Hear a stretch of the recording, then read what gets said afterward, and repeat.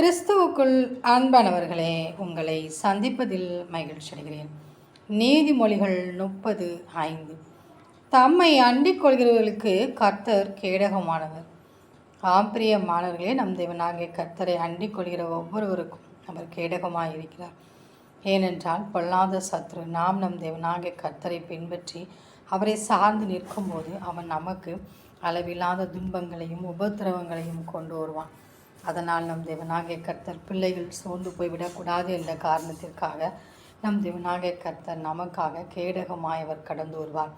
எனவே பொல்லாத மனிதர்களையோ பொல்லாத சாத்தானையோ பிரச்சனைகளையோ கண்டு சோர்ந்து போகாமல் நமக்கு கேடகமான நம் தேவனாகிய கர்த்தரை நாம் நோக்கி பார்ப்போம். அவ்வாறு நாம் நோக்கி பார்க்கும்போது தேவனாகிய கர்த்தர் இந்த உலகத்தில் உள்ள அத்தனை தீமைகளில் நின்றும் நம்மை அவர் விலைக்கு பாதுகாத்து கொள்வார். எனவே ஒவ்வொரு நாளும் நம்மை சுற்றி கேடகமாக இருக்கிற நம் தேவனாகிய கர்த்தரை நாம் நோக்கி பார்ப்போம். அப்பொழுது இந்த உலகத்தினுடைய எல்லா பிரபஞ்சத்தின் அந்தகார லோகாதிபதியை கைகளிலிருந்து நம்மை விடுவித்தவர் பாதுகாத்து கொள்வார். எவ்வளவு நம்மால் தேவனை துதிக்க முடியுமோ அவ்வளவு துதிப்போம். தேவனிடத்திலிருந்து நன்மைகளை ஆசீர்வாதங்களையும் பெற்றுக்கொள்வோம். அந்த தேவனின் அன்பு கரங்களை நாம் பற்றி கொண்டு அவரோடு கூட வாழ்வோம். ஆமேன்.